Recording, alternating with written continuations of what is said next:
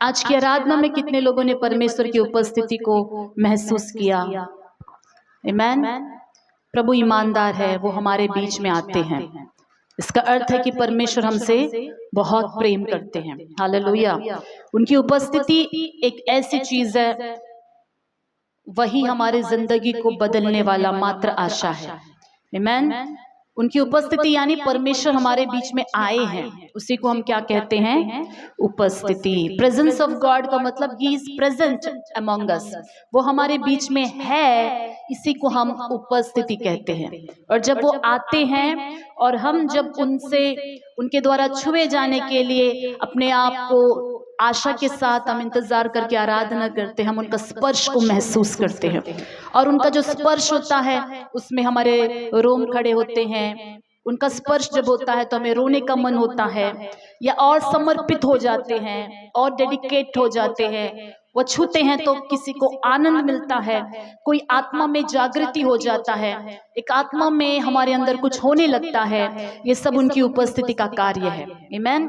तो उनकी उपस्थिति को हम जब अनुमति देते हैं, हमारे जिंदगी में जब परमेश्वर छूने लगता है, हमारे अंदर वो रहने लगता है, तभी हमारे जिंदगी में असल परिवर्तन को हम देख पाते हैं। सिर्फ हमारी जिंदगी के आत्मिक स्थिति की ही परिवर्तन नहीं, हमारे जिंदगी में सोच परिवर्तन, चाल चलन परिवर्तन, साथ ही साथ वो उपस्थिति हमारे जिंदगी के हर एक भाग को आशीषित करने लगती है। आमीन। परमेश्वर की उपस्थिति क्या करती है? बोले, हमें आशीषित करती है। उनकी उपस्थिति हमारी उन्नति करती है, उनकी उपस्थिति हमें सुरक्षित रखती है, उनकी उपस्थिति हमें चंगा रखती है, उनकी उपस्थिति में ही सब कुछ है। हालेलुया। इसीलिए परमेश्वर की उपस्थिति को मिस नहीं करना है। जब आराधना का समय होता है, जितना हो सके लीन होकर आराधना करें। ऐसा नहीं आप शॉकिंग हो गए और देखते रह गए क्या चल रहा है, ऐसा नहीं। लीन हो जाइएगा, भूल जाएगा, अपने आप को भूलकर आराधना करें, तभी ज्यादा हम उनकी उपस्थिति को अनुभव कर पाएंगे। प्रभु आशीषित करे। लास्ट वीक जो परमेश्वर ने हमें वचन दिया हमारी कलीसिया के लिए, वचन का टॉपिक कोई बताएगा क्या था? थोड़ा जोर से बोलेंगे।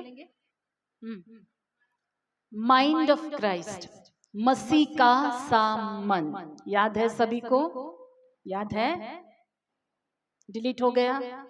चिप में से डिलीट हो गया क्या? याद है कि नहीं? याद है तो एक बार हाथ उठा के दिखाएं कि वचन याद है। ओके। पिछले सप्ताह हम शुरुआत कर रहे थे इंट्रोडक्शन के रूप में, काफी बातों को परमेश्वर की आत्मा ने हमें सिखाया कि मसीह का सम्मान हमारे अंदर उत्पन्न होना है तो वो कहां से शुरू होता है। तो हमने देखा कि मसीह का मन अगर हमारे अंदर उत्पन्न होना है, हमारा माइंड भी यीशु के माइंड के जैसा, हमारा सोच भी उनकी सोच की तरह बदल जाना है, तो ये कार्य पहले आत्मा से शुरू होती है। हमने ध्यान किया था कि अगर हमारी आत्मा को परमेश्वर छूते हैं तो उनका स्पर्श, जब प्रभु आते हैं तो हमारे अंदर एक प्रकाश उत्पन्न होता है, उस प्रकाश में हमारी स्थिति पता चल जाती है, उस प्रकाश में अंधकार चला जाता है और परमेश्वर की आत्मा हमारे अंदर एक ऐसा परिवर्तन लाती है और वो परिवर्तन धीरे धीरे हमारे मन तक पहुंच जाता है। तब हमारी सोच बदलने लगती है और जैसे जैसे सोच बदलती है, मन नया होता जाता है, हमारा चाल चलन भी परिवर्तित हो जाता है, हमारी बोल चाल बदल जाती है, हमारे जीवन में वो परिवर्तन नजर आता है। तो हमने आत्मा से शुरू किया था और कुछ बातों को मैं बताना चाहूंगी। जब आत्मा में प्रकाश होता है तो उस प्रकाश में हमें सब बातें समझ आने लगती है। आमीन। जब हमारी आत्मा में परमेश्वर का प्रकाश आता है, उस प्रकाश में हमें बहुत सारी बातें क्या होने लगती है? बोलेंगे, समझ आने लगती है। आत्मिक समझ हमारा खुल जाता है। इसी को पौलुस बता रहे हैं कि जब तुम्हारा मन नया हो जाएगा, चाल चलन बदल जाएगा और इसके साथ उसमें क्या लाभ हमें मिलता है? चाल चलन तो परिवर्तित हो गया, मन नया हो गया। ये नया मन परमेश्वर की इच्छा क्या है, परफेक्ट विल ऑफ गॉड, हर एक व्यक्तिगत रूप से आप खुद अनुभव से मालूम करने लगते हो कि क्या परमेश्वर की इच्छा मेरे जीवन के लिए है। भले ही वो पिक्चर पूरा तो आपको नहीं मिलेगा, पर आपको समझ में आ जाएगा कि परमेश्वर आपकी जिंदगी को लेकर किस दिशा में चला रहे हैं। कंफ्यूजन आपको नहीं रहेगा अपने लाइफ के लिए, आपकी निजी जिंदगी के लिए आपको कंफ्यूजन नहीं रहेगा कि मैं कहाँ चल रहा हूँ, मेरे जिंदगी को लेकर प्रभु क्या कर रहे हैं, ये क्या हो रहा है, ऐसे गड़बड़ियां कंफ्यूजन नहीं रहेगी। आत्मिक दृष्टिकोण में आप अपनी जिंदगी को अच्छी तरह समझने लगोगे और भी ये प्रकाश आपको आने वाली बातों को भी बनक पहले से लग जाएगा। आपको महसूस होने लगेगा कि परमेश्वर के कार्य आपकी जिंदगी के द्वारा और क्या क्या होने वाले हैं। पिक्चर टोटल क्लियर ना हो, लेकिन आपके स्पिरिट में कुछ तो आपको समझ आ जाएगा, कुछ तो आपको दिखने लगेगा, जिससे आपको अपने लाइफ के लिए आप चिंता नहीं करोगे। आपके अंदर एक आत्मिक रूप से एक ऐसा श्योरिटी कहते हैं वो आ जाएगा कि मेरा जो बुलाहट है, मुझे जो प्रभु ने चुन लिया है, मुझे जो प्रभु चला रहे हैं कुछ तो बड़ा करने के लिए। और जब आपको श्योरिटी आएगा तब आप अपने लाइफ को लेकर ढीले नहीं रहेंगे, आप सीरियस रहेंगे। आमेन। जिनको अपनी जिंदगी के बारे में कोई भी पिक्चर दिखाई नहीं देता, अपनी जिंदगी के बारे में कुछ भी सोच खुला नहीं है, दिखता नहीं है, समझ नहीं पाते हैं, वो अपनी जिंदगी को लेकर काफी ढीले रहते हैं, काफी ढीले रहते हैं। जिस तरफ हवा आई उस तरफ गिरता है, कुछ घास ऐसे हो जाते हैं, जिधर हवा लगी उस तरफ, जैसे परिस्थिति आई गिर गए, जो हुआ परिस्थिति के हिसाब से वैसे ही ढल जाते हैं। लेकिन जब आपको मालूम हो जाता है कि आपके जिंदगी के लिए परमेश्वर कुछ तो रखा है और वो बहुत ही बड़ा है और वो उद्देश्य परमेश्वर ने ठान लिया है, जब आप खुद से जान लेते हो तो अपने जीने का तरीका भी आपका बदल जाएगा। आमीन, हालेलुया। यही एक बात है जो सेवक लोगों को खड़ा रखती है। आपने देखा विश्वासियों से अधिक काफी विश्वासी भी सीरियस होते हैं आत्मिक जिंदगी को लेकर, लेकिन जिनके ऊपर परमेश्वर का राज्य के काम का बुलाहट होता है, आप देखे हो लाइफ हमेशा वो सीरियसली जीते हैं, हमेशा एक स्टैंडर्ड में जीते, हमेशा आत्मिक जिंदगी को महत्व देते हुए वो इस दुनिया के बातों में अपने आप को उलझने नहीं देते, अपने लाइफ को वो व्यर्थ होने नहीं देते, समय को वो गंवाना नहीं चाहते, व्यर्थ चीजों के पीछे भागते नहीं हैं। एक डिसिप्लिन आ जाता है, एक सीरियसनेस आ जाता है। क्यों ऐसा वो कर पाते हैं, क्यों सेवक लोग ऐसा कर पाते हैं, आपको पता है? क्योंकि यही वचन है, जब परमेश्वर की आत्मा से हम एक हो जाते हैं, वो दरवाजा खुल जाता है, वो पर्दा साफ हो जाता है और मालूम हो जाता है, परमेश्वर की आत्मा बताने लगती है कि तुम्हारा चुनाव, तुम्हें चुनाव जो मैं गया चुन लिया हूँ, वो मात्र जो है पारिवारिक जीवन के लिए नहीं है, मात्र एक जॉब करने के लिए नहीं है, उससे बढ़कर है। जब वो मालूम हो जाता है, जब वो समझ जाते हैं, तो वो जीवन उसी के मुताबिक जीने की कोशिश करते हैं और मुझे प्रभु बेहतर जीना है। तो ये पिक्चर हर एक को, ये दर्शन हर एक को अपने लाइफ के लिए होना चाहिए, आत्मिक समझ होना चाहिए, डाउट में नहीं जीना चाहिए। जिसको कुछ नहीं पता, बस वो डिपेंड है, जो होता है कैसे होता है, तलराता, हिंदी में क्या बोलते हैं, नसीब, सब कुछ नसीब के ऊपर जो छोड़ देता है उसके जिंदगी में कुछ भी नहीं होता है। आमीन।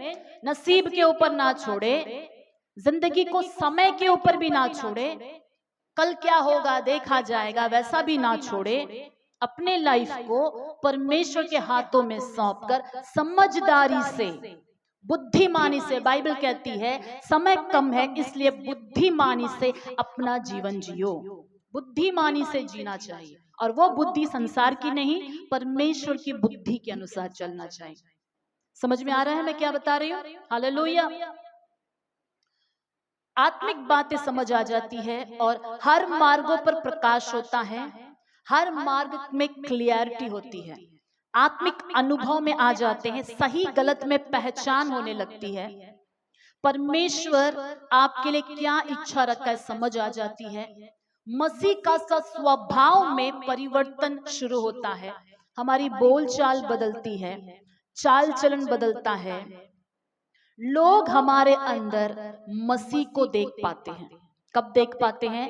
जब हमारी आत्मा में यीशु निवास कर रहे हैं तो वो यीशु लोगों को दिखाई देंगे। यीशु कहां पर है बोलेंगे? हमारी आत्मा में यदि यीशु निवास कर रहे हैं, हमारी आत्मा में यदि परमेश्वर की आत्मा निवास कर रहे हैं, वो लोगों को हमारे स्वभाव के द्वारा, हमारे बोलचाल के द्वारा दिखाई देंगे। यीशु कैसे दिखाई देंगे? यीशु ने एक जगह एक वचन में कहा, यदि तुम आपस में प्रेम रखोगे तो इससे लोग जान लेंगे कि तुम कौन हो, या लोगों में यीशु दिखाई देने लगेंगे। इसी से पता चल जाएगा कि यीशु हमारे अंदर है। लोग हम में किसको देखना है? यीशु को देखना है। हालेलुया। यही मसीही जीवन में अगर हम सफल मसीही बन गए तो इसका अर्थ है यीशु को यदि लोग हम में देख पा रहे हैं, इससे बड़ी आत्मिक जिंदगी और कुछ नहीं होगी। आमीन। लोग किसको देखना है हमारे अंदर? यीशु मसीह को। लोग जब मैं कहती हूं तो सिर्फ मैं बाहर वालों की बात नहीं कर रही, आपस में भी हम में एक दूसरे के अंदर यीशु नजर आना है। एक दूसरे के अंदर यीशु नजर आना है। कैसे नजर आएंगे यीशु मसीह? हम यीशु की जीवित पत्रिका है, पौलुस कहते हैं। We are living epistles, living letters, जीवित पत्रिका है जिसे पढ़ सकते हैं लोग। बाइबल तो एक बंद पुस्तक है, लेकिन मसीही जीवन एक जीवित पत्रिका है। हमारे जीवन में हम जैसा जीते हैं लोग उसे पढ़ लेते हैं। अगर इसमें पढ़ने के लिए कुछ ऐसी बातें, राज्य संबंधित बातें हैं, इसमें प्रेम है, तो उसे पढ़कर वो जान जाएंगे तो यीशु के लोग हैं। आमीन, हालेलुया। तो हमारा जीवन ऐसा होना चाहिए कि पढ़े, कोई पढ़ता है, कोई देखता है तो उसमें से यीशु ही नजर आए। वहां स्वार्थ नजर नहीं आना चाहिए, वहां घमंड नजर नहीं आना चाहिए, वहां पाप नजर नहीं आना चाहिए, वहां ढोंग नजर नहीं आना चाहिए, वहां दुनिया की अभिलाषा नजर नहीं आनी चाहिए, वहां दुनिया के कार्य नजर नहीं आना चाहिए, वहां जजमेंटल माइंड नजर नहीं आना चाहिए, न्याय करने के दृष्टिकोण नजर नहीं आना चाहिए। वहां बस यीशु नजर आना चाहिए। हालेलुया। कलीसिया को प्रभु ने इसलिए चुन लिया है कि हमें जगत में हम मसीह का स्वभाव को दिखा पाए, ज्योति बनकर जिए। यही है हमारा बुलाहट का एक मकसद कि हम ज्योति के समान जिए, लोग हम में यीशु को देख पाए और कह पाए कि ये तो मसीही लोग हैं, इसलिए ये ऐसे हैं। कितना अद्भुत होगा कि हम एक दूसरे में यीशु मसीह को देख पाए। हमारी संगति जब होगी, जब हम बैठते हैं तो एक दूसरे के ऊपर ताना मारे बिना जब हम बैठते हैं तो एक दूसरे में यीशु को देख पाए, तो आपको पता है वो कितना सुहावना रहेगा। इसे ही बाइबल में लिखा जाता है कि जब हम आपस में एक दूसरे से मिलते हैं तो वो फेलोशिप कैसा है? अहरोन के ऊपर उंडेला गया वो अभिषेक के तेल के समान है, जो बहते हुए उसके वस्त्र के छोर तक पहुंच गया। एनॉइंटिंग रिलीज होता है जब दो व्यक्ति आपस में मिलते हैं और दोनों के अंदर यीशु का स्वभाव होता है और बातें करते हैं, तो उन बातों के बीच में हम परमेश्वर की उपस्थिति को महसूस करने लगते हैं। हालेलुया। ये होना चाहिए हमारे फेलोशिप का हिस्सा। जब हम आपस में मिलते हैं, मिलना जरूर चाहिए। हमारी बातें जो है कंप्लेनिंग ना होते हुए, जितना हो सके दूसरों को सह लेना, जितना हो सके एंकरेजिंग, जितना हो सके प्रेम, जितना हो सके क्षमा, ये हमारे अंदर होना चाहिए। तो ये बातें शुरुआत होती है कहां से? परमेश्वर की आत्मा हमें छूने से लेकर। जिन बातों को मैं बता रही हूं वो बातों को मैं वचन के आधार पर भी दिखाने जा रही हूं। हमने जो मुख्य कीवर्ड्स लिया था, पहला कुरिन्थियों 2 अध्याय वचन 16, वापस आएंगे। 1 Corinthians chapter 2 verse 16, మొదటి కొరింథీ 2 अध्याय 16 वाक्यम। कोई जोर से पढ़कर एक जन हिंदी और एक जन तेलुगु में सुनाइएगा, अगर तेलुगु बाइबल है तो। दूसरा, हाँ,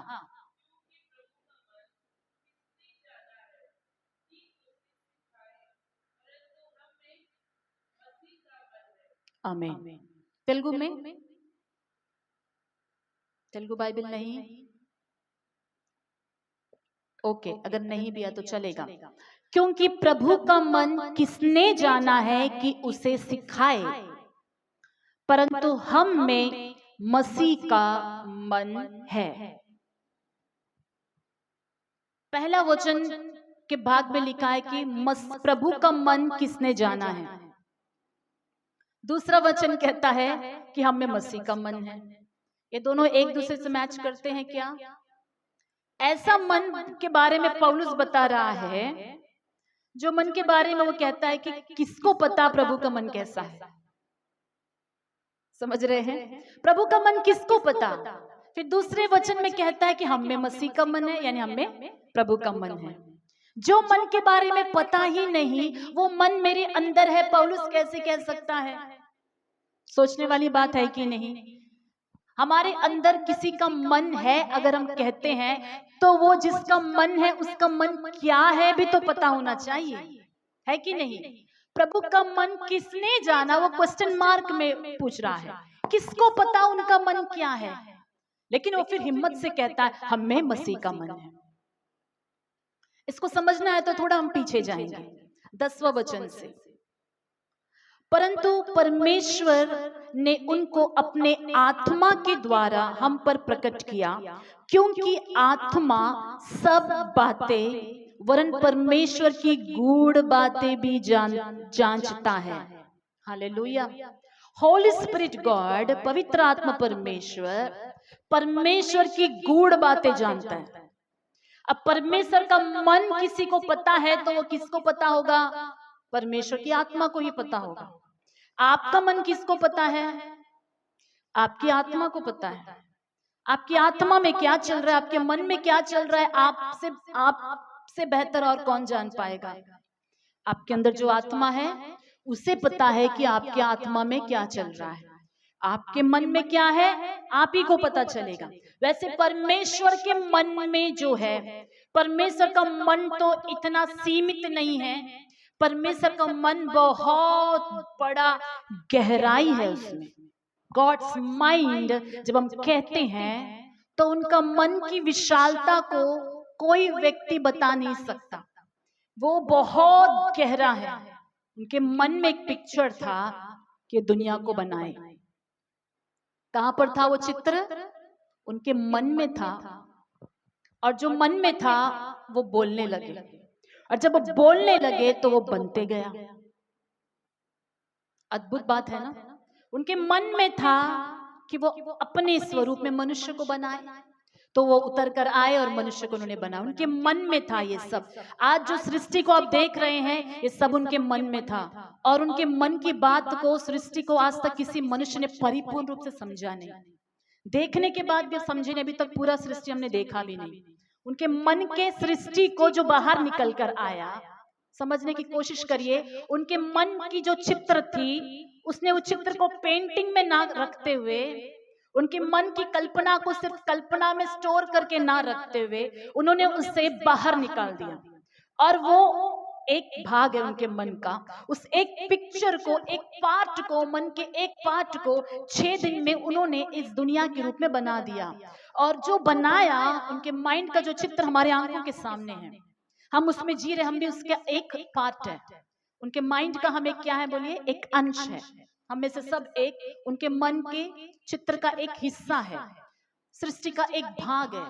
और हमारे सामने सृष्टि है, और विज्ञान आज तक इतने सालों में सिर्फ परमेश्वर के माइंड से निकले हुए चित्र को समझने में ही लगा रहा है, और भी समझ नहीं पाया है कि नहीं। यहां से पूरा अंतरिक्ष में जाने के लिए लाइट ईयर्स के रूप में नापा जाता है, और वो लाइट ईयर्स कुछ करोड़ों करोड़ों करोड़ों करोड़ों करोड़ों बोलते बोलते बोलते हम थक जाएंगे। वहां तक पहुंचने में लगता है परमेश्वर ने बोला तो हो गया। और उतने करोड़ों करोड़ों करोड़ों करोड़ों उतने ऊपर रहने वाला परमेश्वर जब चाहता है आता है, जब चाहता है जाता है। इस सृष्टि को हम पूरी तरह जान नहीं पाए, ना ही हम पूरी तरह जान पाएंगे। पूरा वर्ल्ड का टूर कर करके भी बहुत सारे साइंटिस्ट पूरी तरह से सृष्टि को जान नहीं पाए, और भी नए चीज निकल कर आ, और भी नए चीज जितना हो सका समझने के लिए इतने साल लग गए, सिर्फ उनके माइंड के बाहर निकले हुए चित्र को। अब और ऐसी बातें हैं जो गूढ़ बातें हैं, जो अभी तक निकली नहीं, उनके अंदर है गूढ़ बातें। उस गूढ़ बातें में हमारा भविष्य भी है, उस रहस्य में हमारा कल होने वाला कल।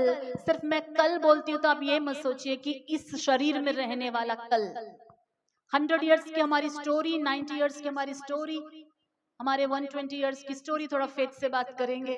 हमारा इस समय तक का गूढ़ बात, भविष्य, इसके ही बारे में नहीं, युगान युग मसीह के साथ रहने वाला असल भविष्य, वो पिक्चर परमेश्वर के अंदर है और उसका हम पार्ट है। हमारा लाइफ यहीं से खत्म नहीं होगा। मसीह में नया जन्म लेने वालों के लिए तो अनंत जीवन है, तो अनंत जीवन की गूढ़ बातें परमेश्वर के अंदर है, एक दो के लिए नहीं, उनके सारे बच्चों के लिए। The mind of Christ. और इसके अंदर ऐसा ऐसे ऐसे ऐसे प्रभु के मन के अंदर ऐसे ऐसे ऐसे ऐसे भयानक भयानक बातें हैं जिसको हम समझ नहीं सकेंगे, इसलिए परमेश्वर एक साथ रिवील भी नहीं करते हैं। लेकिन काफी हद तक जब हम परमेश्वर को जानने के लिए अपना मन लगाते हैं, किसको जानने के लिए बोलेंगे? परमेश्वर को जानने के लिए हम अपना मन लगाते हैं, परमेश्वर से संगति करने का मन लगाते हैं। उनकी आत्मा जब हमारी आत्मा के साथ एक होती है, तब वचन 10, परंतु परमेश्वर ने उनको अपनी आत्मा के द्वारा हम पर प्रकट किया, क्योंकि आत्मा सब बातें वरन परमेश्वर की गूढ़ बातें भी जांचता है। होली स्पिरिट परमेश्वर की गूढ़ बातों को भी जानता है।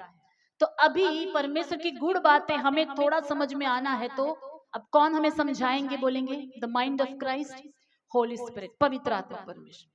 अब पवित्र आत्मा परमेश्वर के साथ हम चलेंगे तो परमेश्वर का मन और उनकी गूढ़ बातें हमें थोड़ा बहुत समझ आने लगेगी।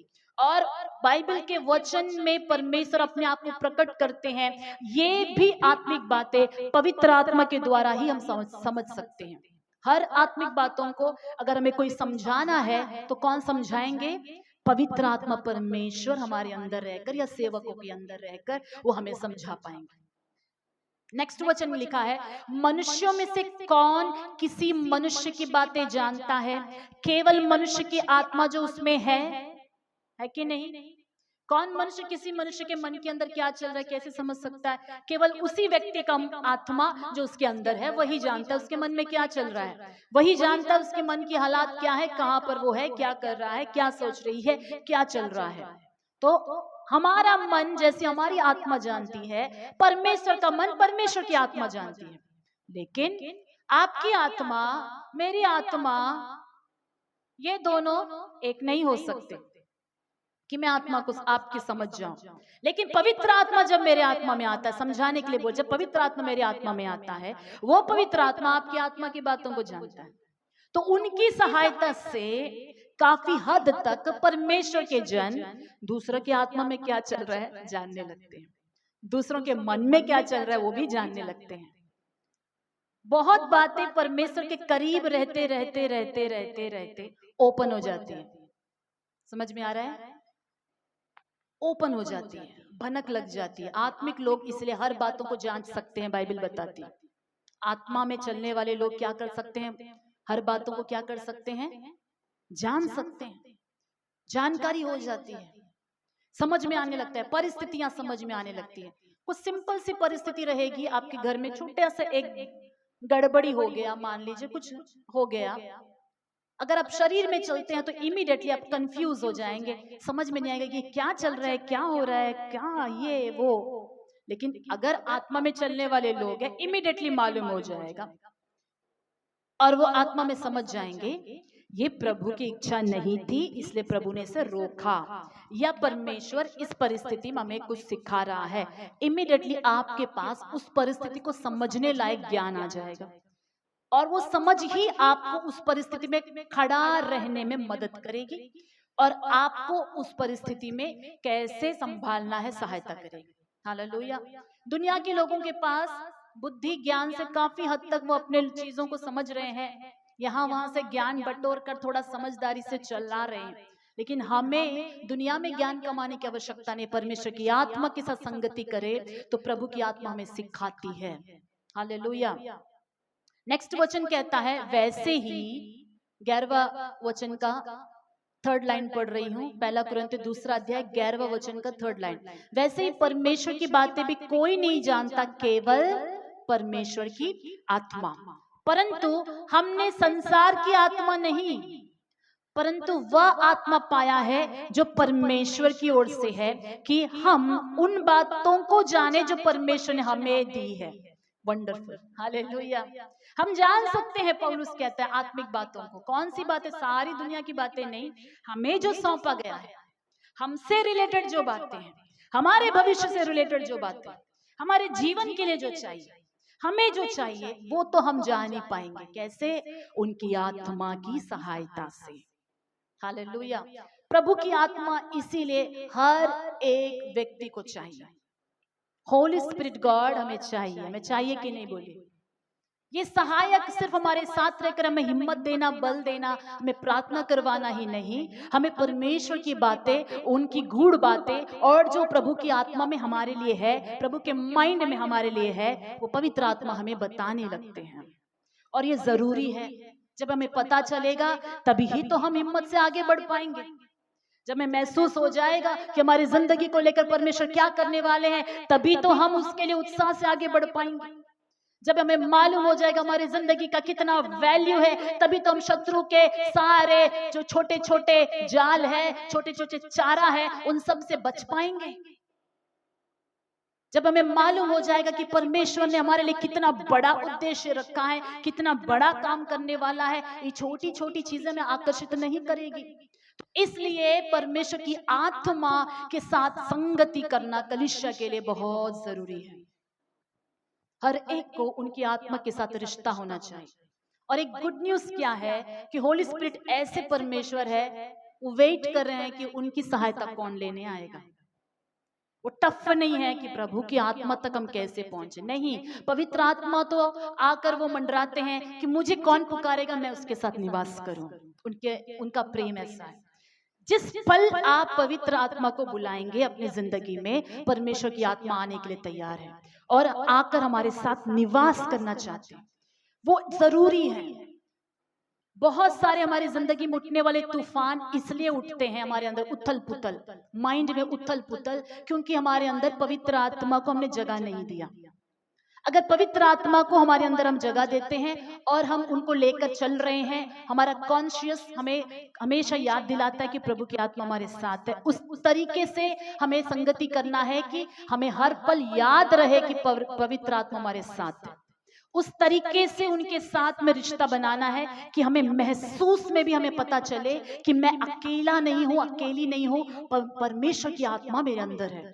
उस कदर रिश्ता गंभीर होना चाहिए कि आप उस मोमेंट तक पहुंच जाए कि आपका महसूस होने में भी पवित्र आत्मा शामिल हो, आपकी भावनाओं में पवित्र आत्मा की भावनाएं शामिल हो, आपकी कल्पनाओं में पवित्र आत्मा काम करने लगे, आपके सुनने में आत्मिक अंदर की एक आवाज होती है, उसमें पवित्र आत्मा कब्जा कर ले, और तब वो आप ही को ज्ञान सिखाने लगेंगे, आपको बताने लगेंगे, आपसे बात कर, मन ही मन।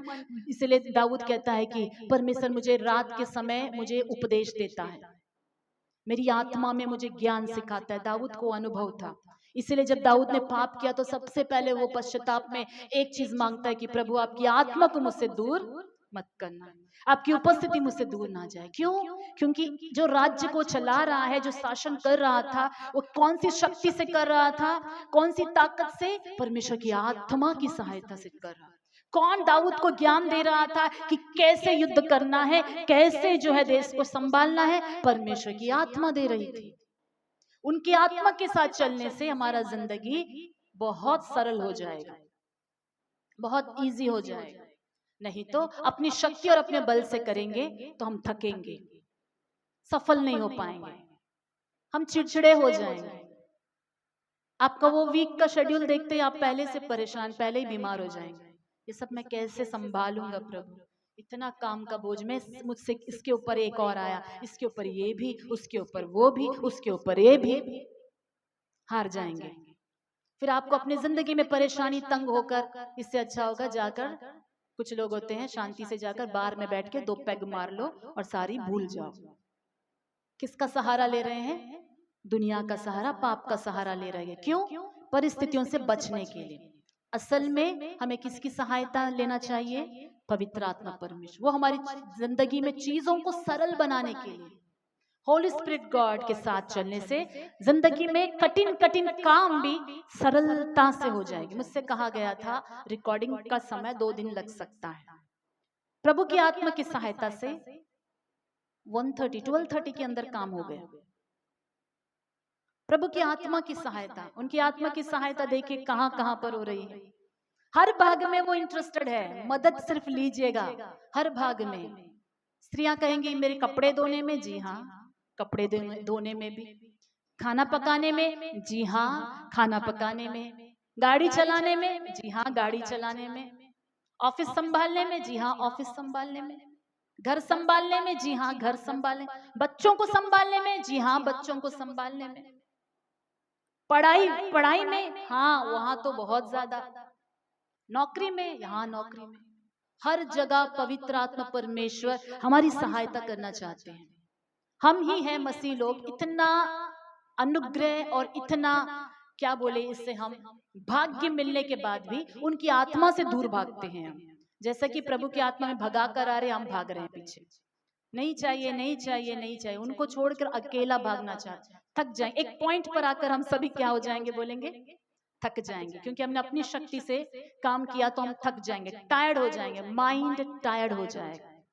अगर प्रभु की आत्मा मेरे साथ नहीं होते तो आज मैं आपको प्रचार नहीं कर पाती, क्योंकि हफ्ता भर तो मैं बिजी थी।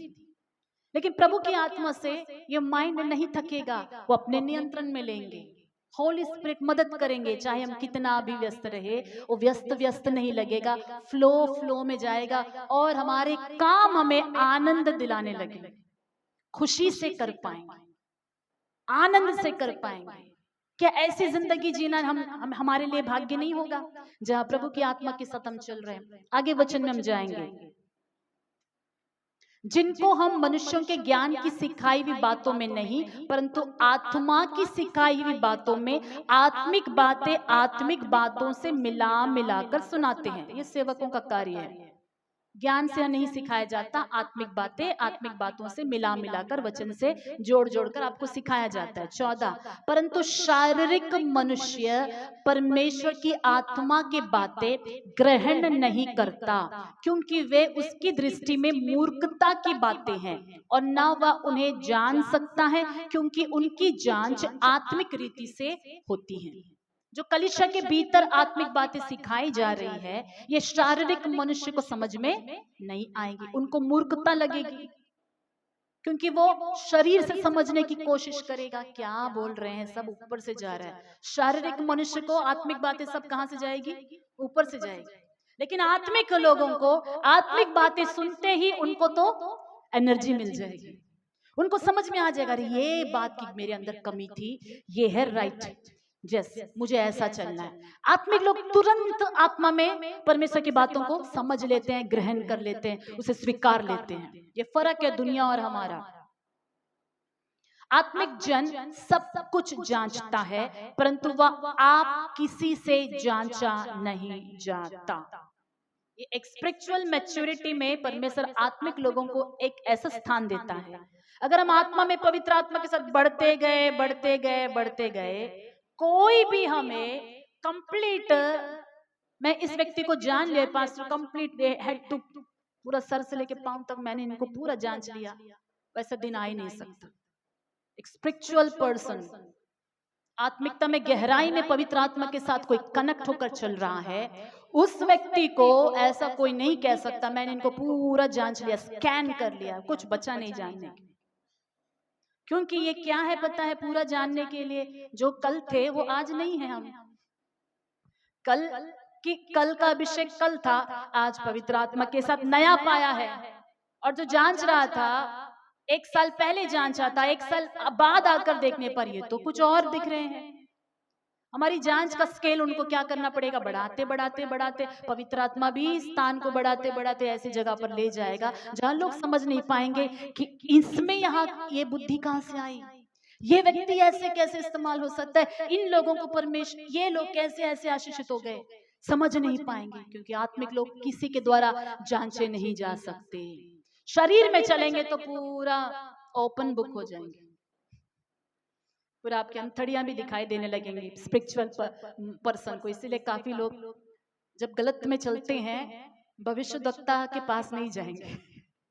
काफी विश्वासी को मैं जानती हूँ भविष्यद्वक्ता से मिलने के लिए डरेंगे, जो सब कुछ रिवील करने वाले लोगों के पास जाके डरने लगेंगे। थोड़ा अपने आप को सुधार के जाएंगे, कहीं गलतियां पकड़ी ना जाए। मनुष्यों के सामने शर्मिंदा होने से इतना डर है, न्याय के दिन क्या होगा, वो पिक्चर क्या होगा जब स्क्रीन डालकर पूरी दुनिया देखने लगेगी हमारी जिंदगी, ओपनली जजमेंट होगा, हर गुड़ बातें वहां प्रकट हो जाएगी, हर रहस्य में सोची गई, हर रहस्य में बातें की गई, सारे खुल जाएंगे उनके सम्मुख में, ओपन हो जाएगा, क्योंकि प्रभु की आंखों से कुछ छिपता नहीं, ओपन हो जाएगा। वहां ठहरने की शक्ति चाहिए है कि नहीं हमें?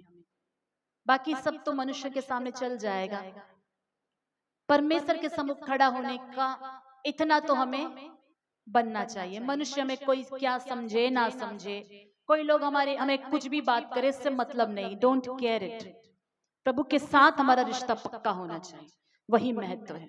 मेरी गवाही प्रभु क्या देता है वो इंपॉर्टेंट है, मेरी गवाही मनुष्य क्या देता है वो इंपॉर्टेंट नहीं है। बाकी तो प्रभु समय आएगा तो अपना महिमा प्रकट करेंगे, लेकिन हमारा मकसद ये होना चाहिए कि जो हम जी रहे हैं सच्चा जीवन प्रभु के लिए। कोई हमें जांचे तो प्रभु तू जांच। दाऊद का जीवन इतना अद्भुत है, वो कहता है कि प्रभु मुझे जांच, और कुछ गलतियां तो उसे निकाल दे, मुझे जांच प्रभु जांच। क्या हम कहते हैं ये प्रार्थना कि लॉर्ड सर्च मी, मुझे एक बार चेक करके सर्च करके देखो मेरे अंदर वायरस तो नहीं है, मेरे अंदर कहीं से गंदगी तो नहीं आ गई, कहीं बुराई तो नहीं आ गई, मुझे जांच प्रभु। यही है प्रभु की उपस्थिति में बैठकर अपने आप को सुधारने का मतलब क्या है, मुझे जांच प्रभु। मैंने बताया था उनकी उपस्थिति हमें हमारी असलियत को दिखा देगी।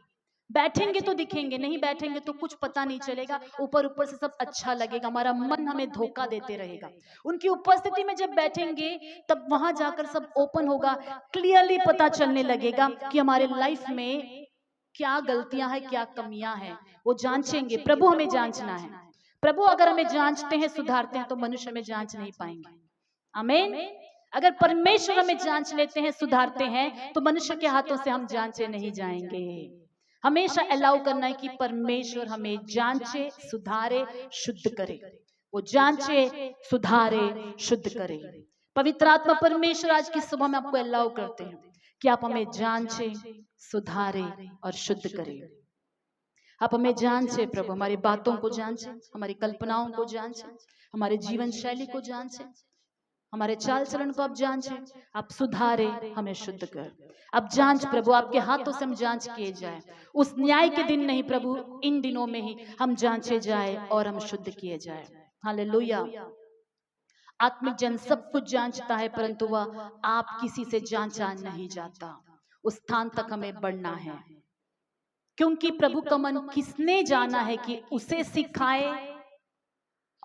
परमेश्वर को कोई सिखा नहीं सकते कि प्रभु आपको तो ये साल करना था, आपने क्यों नहीं किया। उनको कौन सिखाए।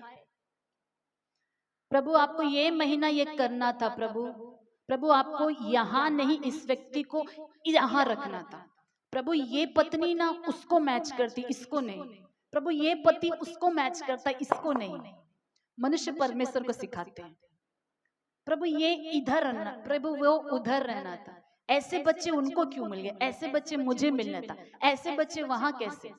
हम प्रभु को सिखाते हैं कई बार बहुत सारी बातें। प्रभु ऐसा क्यों, प्रभु वैसा क्यों, सब बातें हम उनको सिखाएंगे। हम अपने आप को नहीं जांचेंगे, हम दूसरों को सिखाएंगे, साथ में हम प्रभु को भी सिखाते हैं। मसीह लोग तो स्वर्ग में इतने टीचिंग्स जाते होंगे प्रभु के पास। शास्त्री फरीसी यीशु को सिखाते थे, सैटरडे क्यों अद्भुत करना है, मंडे टू फ्राइडे नहीं है, यीशु को सिखाते थे शास्त्री फरीसी। अभी भी है मसीही जीवन में शास्त्री फरीसी, यीशु को सिखाएंगे। क्या प्रभु आप भी, मेरा दिल तोड़ के रख दिया आपने। हम उनसे झगड़ते, उनसे ठीक है, यहाँ तक एक संबंध गहरा हो तो उनसे नाराज हो, बात अलग है। प्रभु के साथ रिश्ता करीब रखकर उन पर कभी थोड़ा नाराज हो गए, कैसे नाराज भी हो सकते हो, इतने भले परमेश्वर है। मैं तो इस बात को बोल भी नहीं सकती, कैसे प्रभु से कोई नाराज हो सकता है।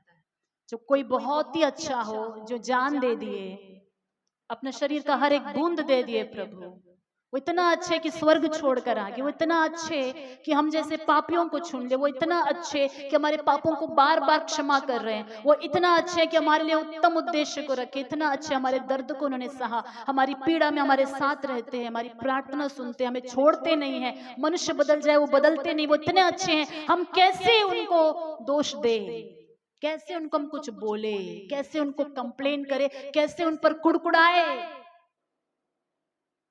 प्रभु को समझने के बाद क्या प्रभु को कोई कुड़कुड़ा सकता है? वही लोग कुड़कुड़ाएंगे जो उनको जानते नहीं, वही लोग उनसे नाराज होंगे जिनको वो कौन है उनको अभी तक पता नहीं, जिन्होंने चखा नहीं, वही तो बात करेंगे उनके विरोध में। हम में से यदि अब तक हम कुड़कुड़ाने वाले थे, छोड़ देंगे। प्रभु भला है। प्रभु का मन किसने जाना? उनके माइंड को आपने जाना नहीं है कि उनके मन में आपके लिए कितने बड़े उद्देश्य रखे हुए। पवित्र आत्मा के साथ संगति करेंगे तो उनका मन थोड़ा थोड़ा हमें समझ आने लगेगा, परंतु हम में मसीह का मन है,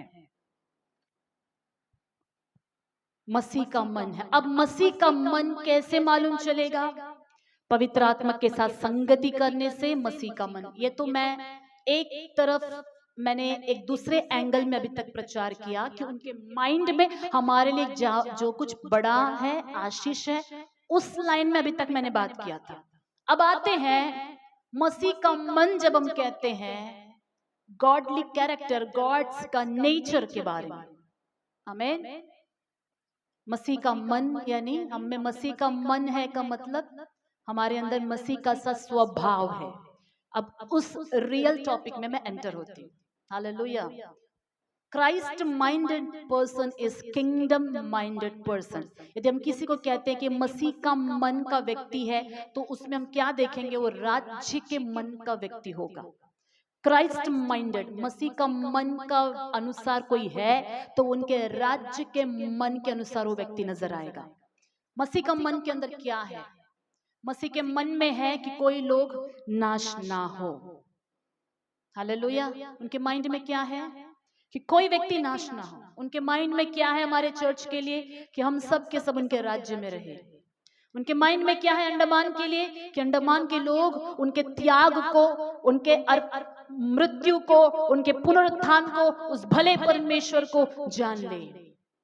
उनके माइंड में क्या है आपके लिए और दूसरों के लिए? कि वो शैतान के चुंगल से छूट जाए, दुनिया के भ्रम और शैतान के ये जो शैतान का जो भ्रम है, शैतान जो भ्रमित करके रखता है, उसे छूट जाए। यह परमेश्वर के माइंड में। दुनिया का आकर्षण क्या है? शैतान का एक भ्रम है, मोह है, माया है, जो मनुष्य को नाश की तरफ ले जाती है। और वो समझते हैं कि ये दुनिया का एंजॉय करने का एक हिस्सा है, जबकि वो मोह माया प्रभु को पता है कि वो नाश की तरफ ले जाने का शैतान का एक ट्रिक है, चाल है। प्रभु के माइंड में क्या है? कि लोग छुटकारा पाए, आजादी जिए। उनके माइंड में क्या है? कि मनुष्य परमेश्वर के स्वभाव में परिवर्तित हो और जाने उस सच्चे अद्वितीय परमेश्वर को, एकमात्र जो महिमा के योग्य है। उनका माइंड में फुल राज्य की बातें। उनके माइंड में क्या है? कि हर एक को एक समान प्यार मिले। उनके माइंड में क्या है? हर व्यक्ति का एक पहचान हो। उनके माइंड में क्या है? कि घूरे और गड्ढे में पड़ा हुआ व्यक्ति भी, जिनको कोई पूछ नहीं रहा है, उसको भी उठाकर खड़ा करे और राजाओं के साथ बैठाए। उनका माइंड है द माइंड ऑफ क्राइस्ट। उनके माइंड में क्या है? लोग जिसको छी बोलते हैं, देखने में छी, कितना गंदा है, इसका पर्सनैलिटी नहीं, कपड़े अच्छे नहीं, बदबू आ रही है, ऐसे लोगों को परमेश्वर महिमा दे। उनके माइंड में है ये सब। उनके माइंड में क्या है? कि पापी उनके पास है तो क्षमा कर दे, क्षमा कर दे, वो नया बना दे और दोबारा वो पाप की तरफ ना जाए। उनके माइंड में है। यह है मसीह का मन। हालेलुया। उनके मन में और क्या है? कि प्रभु के लोग डर डर कर ना जिए, धैर्य से जिए। प्रभु के लोग उन पर विश्वास करें, उन पर डिपेंड हो जाए और ये जाने कि वो सर्वशक्तिमान क्या कुछ नहीं कर सकता है। उनके माइंड में यह है कि परमेश्वर के लोग परमेश्वर की महिमा, प्रताप, सामर्थ्य, वैभव, वो शक्ति को जाने और ये दुनिया में अधिकार से जिए। शैतान के ऊपर, परिस्थितियों के ऊपर जय पाकर परमेश्वर की बुलाहट के अनुसार पवित्र प्रजा बनकर जिए। उनके माइंड में है, उनके माइंड, उनका मसीह का मन, उनका मन बहुत अच्छा है कि हर एक व्यक्ति भलाई को पाए। अब माइंड ऑफ क्राइस्ट हमारे अंदर आना चाहिए, मसीह का मन। और ये मसीह का मन पवित्र आत्मा रिवील करते हैं। और ये मसीह का मन कौन रिवील करता है पता है? उनका वचन रिवील करता है, द वर्ड ऑफ गॉड। उनका माइंड में क्या क्या लिखा है, उनके माइंड में क्या चल रहा है, उनका माइंड क्या है, उनका नेचर क्या है, पता चलना है तो कहां से पता चलेगा? परमेश्वर का वचन, द वर्ड ऑफ गॉड, प्रभु का वचन। इसीलिए प्रभु के वचन कुलस्सियों 3 अध्याय 16 वचन इस प्रकार कहता है, मसीह के वचन को अपने हृदय में अधिकाई से बसने दो। దేవుని యొక్క వాక్యం మీ హృదయంలో ఎలాగుండాలంట? तेलुगु में क्या है? इंग्लिश में लिखा है, let the word of God dwell in you richly. क्या वचन है इंग्लिश में? The word of God dwell in you richly। धनिक रूप से, मतलब एकदम सबसे ज्यादा किस चीज में हम धनी होना है? वचन में धनवान, रिचली, बहुत अधिकाई से, बहुताय से समृद्धिగా దేవుని వాక్యం ఎక్కడ ఉండాలంట? మన హృదయంలో। मसीह जीवन में असफलता के कारण यही है कि हमारे हृदय में जो चीज भरकर रहना है, परमेश्वर चाहते वो भरकर नहीं है। वचन भरकर नहीं है, हृदय पूरा क्या भर के है? हमारी समस्याओं से भरा हुआ है हृदय, हमारी आवश्यकताओं से भरा हुआ है हृदय।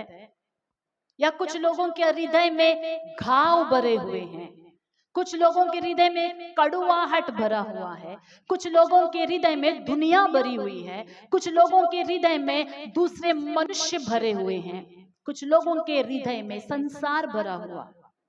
मसीह का मन कैसे हम जान पाएंगे? हमारे हृदय में परमेश्वर चाहते हैं कि वचन भरा हुआ रहे, वचन भर कर रहे। अब सुनते वक्त जो वचन जा रहे हो भर के भर के भर के रखिए। वचन को पढ़े कि आप स्टोर करके रखे, उसे हार्ट के अंदर स्टोर करें। ऐसा पढ़िए कि स्टोर हो रहा है कि नहीं आप देखो। पढ़ते वक्त रीडिंग के लिए मत पढ़िएगा, कंप्लीट होने के लिए मत पढ़िएगा, स्टोर करने के लिए पढ़िएगा। क्योंकि जो स्टोर है वो बाहर निकल कर आएगा। हमारे स्वभाव में स्टोर होना है। अब प्रभु का वचन को थोड़ा आज हम देखेंगे कि वचन क्या बताती है। मसीह का स्वभाव के बारे में हम सीख रहे हैं। रोमियो की पुस्तक में आएंगे। पिछले सप्ताह जो वचन हमने अध्याय जो हमने देखा था 12वां अध्याय, इसमें मन का नया हो जाने के बारे में और अनुभव से प्रभु की इच्छा जानने के बारे में हमने दूसरा वचन को ध्यान किया था। इसी 12वें अध्याय में लगातार पढ़े तो हम सब नहीं पढ़ेंगे, इसमें हम कुछ वचनों को पढ़ते हैं। 9 से लेकर 21 तक मैं पढ़ रही हूँ। 12वां अध्याय रोमियो की पुस्तक 9 से लेकर 21 तक। प्रेम निष्कपट हो। ये एक ही टॉपिक को ही प्रचार करने के लिए बहुत समय लगेगा। प्रेम क्या हो? बोलेंगे निष्कपट हो। सब मेरी तरफ देखेगा, आगे मत जाइएगा। ये एक ऐसा वचन है, इसके साथ मैं जोड़ना चाहूंगी 13वां अध्याय वचन 8 और 9 और 10। आपस के प्रेम को छोड़कर और किसी बात में किसी के कर्जदार ना हो। 13वां अध्याय रोमियो 13 चैप्टर 8, 9, 10। आपस के प्रेम को छोड़कर और किसी बात में किसी के कर्जदार ना हो, क्योंकि जो दूसरे से प्रेम रखता है उसी ने व्यवस्था पूरी की है। क्योंकि यह कि व्यभिचार ना करना, हत्या ना करना, चोरी ना करना, लालच ना करना, और इनको छोड़ और कोई भी आज्ञा हो तो सबका सारांश इस बात में पाया जाता है, अपने पड़ोसी से यानी दूसरे से अपने समान प्रेम रख। प्रेम पड़ोसी की कुछ बुराई नहीं करता। ध्यान से सुन रहे हैं? प्रेम पड़ोसी की यानी दूसरे की कुछ बुराई नहीं करता। कलीसिया, फिर से आपकी आत्मा तक पहुंचने के लिए मैं बता रही हूं, प्रेम दूसरे की बुराई नहीं करता, इसलिए प्रेम रखना व्यवस्था को पूरा करना है। प्रभु यीशु चाहते हैं कि हम परमेश्वर की व्यवस्था को पूरा करें। सभी सुन रहे हैं? प्रभु क्या चाहते हैं हम कि उनका वचन का पालन करें। व्यवस्था पूरा करना यानी उनका बात माने, उनका आज्ञा पालन करें। मसीह जीवन इसीलिए है ना, हम यीशु के अनुयायी, उनके फॉलोअर्स हैं, यीशु के चेले हैं। हम दुनिया से अलग क्यों किए गए? हमारे गुरु के आदेशों पर चलने के लिए, हमारे गुरु के पीछे चलने के लिए। और वो गुरु कहते हैं तुम्हारा प्रेम निष्कपट हो, उसमें कपट नहीं होना चाहिए। मतलब आज की दुनिया में प्रेम कपट से भरा हुआ है, कपट वाला प्रेम। मजबूरी है इसलिए प्रेम दिखाते हैं, मजबूरी है इसलिए बुलाकर खाना खिलाकर भेजना है, मजबूरी है कपड़े खरीद कर देना है, मजबूरी है, नहीं तो बुरा मानेंगे, समाज में नाम नहीं रहेगा, मजबूरी है गिफ्ट खरीद के देना। ये सब कपट वाला प्रेम है। ये सब क्या है प्रभु की दृष्टि में? పెట్టేసి పంపించేస్తే అయిపోయింది, గొడవ అయిపోయింది। बुला के खाना खिला के भेज दो, बस काम खत्म। ये क्या है? कपट वाला प्रेम। सामने वाला सोचता है बड़े प्रेम से आपने बुलाकर खिलाया, लेकिन खिलाने वाले ने क्या बात किया, या मन में क्या सोचा? बुलाकर खिला के भेज दो, काम खत्म। क्या इसमें प्रेम है? प्रेम निष्कपट हो। ये निष्कपट प्रेम हम कहां से सीखेंगे? क्या दुनिया में मिलेगा हमें? निष्कपट प्रेम दुनिया में मिलेगा? केवल प्रभु यीशु में मिलेगा निष्कपट प्रेम। उनके साथ संगति करने से उनकी आत्मा हमारे अंदर मसीह का प्रेम उंडेलेगी, और जब उनके प्रेम से हम भर जाएंगे, हमारे प्रेम में निष्कपट प्रेम आएगा। हालेलुया। कपट वाला प्रेम हमें नहीं चाहिए, कपट वाला प्रेम नहीं चाहिए। अपने आप को जांचे मेरे प्रियो, अगर हमारे प्रेम में कपट है तो इस वजह से न्याय सिंहासन के सामने जब हम खड़े रहेंगे, हम दोषी ठहराए जाएंगे। इस वजह से हम नरक में डाले जाएंगे, क्योंकि जो प्रधान मुख्य आज्ञा है कि परमेश्वर से प्रेम करना, अपने पड़ोसी से अपने समान प्रेम करना, ये फर्स्ट आज्ञा जो पूरे बाइबल का सारांश है, फाउंडेशन है, जो मुख्य मसीहों का मुख्य फाउंडेशन है, उसी में हम क्या हो गए? फेल हो गए। और जिसमें मुख्य बात में यदि हम फेल हो जाते हैं, उनके राज्य में भागीदार नहीं होंगे। तो हमें ये प्रेम चाहिए, तो ये प्रेम कहां से मिलेगा? प्रभु की आत्मा हमें दे सकती। निष्कपट प्रेम। क्या आप अपनी पत्नी से निष्कपट प्रेम करते हो? क्या अपने पति से आप निष्कपट प्रेम करते हो? क्या आप अपने परिवार के लोगों से निष्कपट प्रेम करते हो? अपने पड़ोसी से निष्कपट प्रेम है आपका? अगर हम प्रेम में चूक जाते हैं तो बाइबल के अनुसार बाकी कितनी भी आज्ञाओं का पालन कर दे, इसमें चूक गए तो बाइबल बताती है एक में जो चूक गया वो सब में चूक गया। लेकिन जो प्रेम में बना है वो पूरे बाइबल के सारे आज्ञाओं का पालन करने के बराबर है, क्योंकि निष्कपट प्रेम दूसरे की बुराई नहीं करता। निष्कपट प्रेम दूसरों की हानि नहीं करता, हानि नहीं चाहता। निष्कपट प्रेम दूसरों का मजाक नहीं उड़ाता। निष्कपट प्रेम किसी की बुराई नहीं करेगा, किसी पर हाथ नहीं उठाएगा। निष्कपट प्रेम धोखा नहीं देगा। हालेलुया। ये एक ही, इसलिए ये एक को रख के प्रभु ने बोला व्यभिचार ना करना, हत्या ना करना, चोरी ना करना, लालच ना करना, इनको छोड़ जो भी आज्ञा है बाइबल में सबका सारांश इसी में पाया जाता है कि अपने पड़ोसी से अब दूसरे से अपने समान प्रेम करो। Love love love Prem. The mind of Christ क्या है? मसीह का मन हमारे अंदर है तो प्रेम, प्रेम होना चाहिए। इसमें हमें काम करने की जरूरत है। ये सुनने वाली नहीं है, बोलते ना इस पर काम करना चाहिए मसीह के प्रेम में बढ़ने के लिए। इसलिए पौलुस इफिसियों की कलीसिया से कहता है कि मसीह के प्रेम की गहराई क्या है ऊंचाई क्या है, चौड़ाई क्या है, लंबाई क्या है, पवित्र लोगों के साथ मिलकर समझने की कोशिश करो। अभी हम पवित्र लोग इकट्ठे होकर हम समझने की कोशिश कर रहे हैं कि मसीह का प्रेम क्या है, उनकी लंबाई, चौड़ाई, गहराई, ऊंचाई जान पाएंगे, डेप्थ। अभी भी समझ में नहीं आएगा कि क्यों प्रभु हमसे इतना प्रेम किया कि आपने मेरे लिए जान दे दिया। समझने की कोशिश भी करें उनके प्रेम को, हम समझ नहीं पाते। भाई मुझे क्यों प्रभु, मुझ पर क्यों ऐसी दया हुई कि मैं तो मर जाना था, आज भी जीवित हूँ। मुझ पर क्यों ऐसी दया हुई कि अन्य जातियों में कहीं नाश होकर, कहीं एक मंदिर में घंटी बजाते हुए, कहीं एक छोटा सा घर में मुझे रहना था, नाश होकर मर जाना था, मुझे ही मेरे परिवार में चुनकर उद्धार देकर ये अनुभव जो आत्मिक अनुभव है, प्रभु के बच्चे बन जाने का, संतान बनाकर राज्य में रखना, ये मुझे क्यों आपने चुन लिया। उनके प्रेम को समझ पाएंगे हम, बहुत गहरा है। वाई लॉर्ड, जब प्रभु ने हमसे ऐसा प्रेम किया, निष्कपट प्रेम, जिसमें उन्होंने हमारी जाति नहीं देखा, जिसमें उन्होंने हमारी भाषा नहीं देखा, हमारा बैकग्राउंड नहीं देखा, कितने पाप हमने किए, कितने नालायक काम हमने किए, कितनी बुराई हमने किया, कितना गंदा हमने सोचा, कितना गंदा किया, उन्होंने कोई हिसाब नहीं पूछा, बुलाया, आओ मेरे पास, और हम उनके पास आए, अपना स्वरूप बनाकर अपना बेटी बेटा बना दिया। यह है निष्कपट प्रेम। अगर वो समझ पा रहे हैं तो आपस में एक दूसरे से भी हम निष्कपट प्रेम करना है, ये समझकर कि जिसने मुझ पर अनुग्रह किया उसी परमेश्वर ने सामने वाले भाई पर भी अनुग्रह किया।